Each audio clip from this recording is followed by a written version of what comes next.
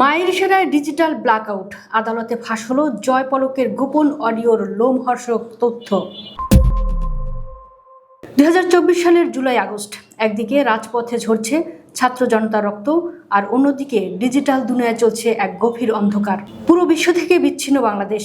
আমরা ভাবতাম হয়তো টেকনিক্যাল ফল্ট বা ডাটা সেন্টারে আগুন, কিন্তু না, আসল সত্যটা ছিল অনেক বেশি ভয়ঙ্কর। ইন্টারনেট বন্ধের চাবিটা ছিল খোদ গণভবনে, আর সেই চাবি ঘোরানোর নির্দেশ আসছিল সুদূর বিদেশ বা মায়ের কাছ থেকে। আন্তর্জাতিক অপরাধ ট্রাইব্যুনাল 1-এর এজলাসে উন্মোচিত হলো সেই অবিশ্বাস্য সত্য। ফাঁস হয়ে গেল ফ্যাসিস্ট হাসিনার ছেলে সজীব ওয়াজেদ জয় এবং সাবেক আইসিটি প্রতিমন্ত্রী জুনায়েদ আহমেদ পলকের গোপন ফোনালাপ।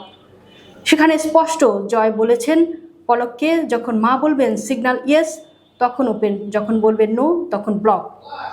কিভাবে মায়ের এক ইশারায় পুরো বাংলাদেশকে অন্ধ করে দেওয়া হয়েছিল এবং আদালতে সেই অডিও শুনানির বিস্তারিত জানা গেল। রোববার 11 জানুয়ারি আন্তর্জাতিক অপরাধ ট্রাইব্যুনালের চেয়ারম্যান বিচারপতি মোহাম্মদ গোলাম মর্তুজা মজুমদারের আদালতে তখন পিনপতন নীরবতা। চিফ প্রসিকিউটর মোহাম্মদ তাজুল ইসলাম এবং প্রসিকিউটর গাজী MH তামিম আদালতের সামনে হাজির করলেন ইতিহাসের অন্যতম বড় ডিজিটাল ক্রাইমের প্রমাণ। তারা ট্রাইব্যুনালে দাখিল করলেন সজীব ওয়াজেদ জয় এবং জুনায়েদ আহমেদ পলকের টেলিফোন আলাপের রেকর্ড। শুনানিতে প্রসিকিউশন জানায় জয় পলককে ফোনে নির্দেশনা দিচ্ছিলেন কিভাবে ইন্টারনেটের শাটডাউন নিয়ন্ত্রণ করতে হবে।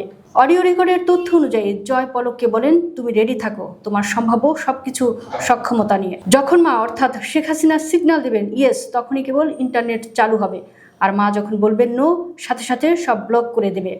ভাবা যায়, দেশের কোটি কোটি মানুষের যোগাযোগের অধিকার, ব্যবসার ক্ষতি, এমনকি জরুরি চিকিৎসা সেবার ব্যাঘাত সবকিছু নির্ভর করছিল একজন ব্যক্তির ইয়েস বা নো বলার উপর। এই পুরো ঘটনার সবচেয়ে বড় ভাগ্যের পরিহাস হলো এই অডিও রেকর্ডের উৎস। আপনারা শুনলে অবাক হবেন, এই ফোনালাপ রেকর্ড করেছিল খোদ তৎকালীন আওয়ামী লীগ সরকারের গোয়েন্দা সংস্থা NTMC, national telecommunication monitoring centre, যে সংস্থাটিকে তৈরি করা হয়েছিল বিরোধী দলের নেতাকর্মী ও সাধারণ মানুষের উপর নজরদারি করার জন্য। প্রসিকিউটর গাজী MH তামিম জানান, তৎকালীন সরকার নিজেদের প্রয়োজনে NTMCর মাধ্যমে এসব কল রেকর্ড করত, আর আজ সেই সরকারি রেকর্ডেই ট্রাইব্যুনালে তাদের বিরুদ্ধে মাস্টার এভিডেন্স বা প্রধান প্রমাণ হিসেবে বুমেরাং হয়ে ফিরে এসেছে। কিন্তু কেন এই শাটডাউন, কেন এই ডিজিটাল ব্ল্যাকআউট? প্রসিকিউশনের শুনানিতে উঠে এসেছে এর পেছনের জঘন্যতম কারণ। জয় পলকের ফোনালাপে ফেসবুক, হোয়াটসঅ্যাপ সহ যোগাযোগের মোট 8টি নির্দিষ্ট অ্যাপ টার্গেট করে বন্ধ করার কথা বলা হয়েছে। এর প্রধান উদ্দেশ্য ছিল দুটি। প্রথমত, আন্দোলনরত ছাত্র জনতা যেন একে অপরের সঙ্গে যোগাযোগ করতে না পারে এবং সংগঠিত হতে না পারে। দ্বিতীয়ত, এবং সবচেয়ে ভয়াবহ কারণ হলো, রাজপথে যে গণহত্যা চালানো হচ্ছিল, পুলিশের গুলির ভিডিও, লাশের ছবি যেন বহির্বিশ্ব দেখতে না পায়। বিশ্ববাসীর কাছ থেকে নিজেদের পৈশাচিকতা আড়াল করতেই এই ডিজিটাল কিল সুইচ ব্যবহার করা হয়েছিল। অর্থাৎ অন্ধকারে রেখে মানুষ মারার লাইসেন্স নিশ্চিত করাই ছিল এই ইন্টারনেট ব্লকের মূল লক্ষ্য। ইন্টারনেট বন্ধ করে হত্যাসহ মানবতা বিরোধী অপরাধে সহায়তা করার দায়ে জয় ও পলকের বিরুদ্ধে 3টি সুনির্দিষ্ট অভিযোগ গঠনের আবেদন করা হয়েছে। শুনানি শেষে আদালত আগামী 15 জানুয়ারি আসামি পক্ষের অব্যাহতির আবেদনের শুনানির দিন ধার্য করেছেন।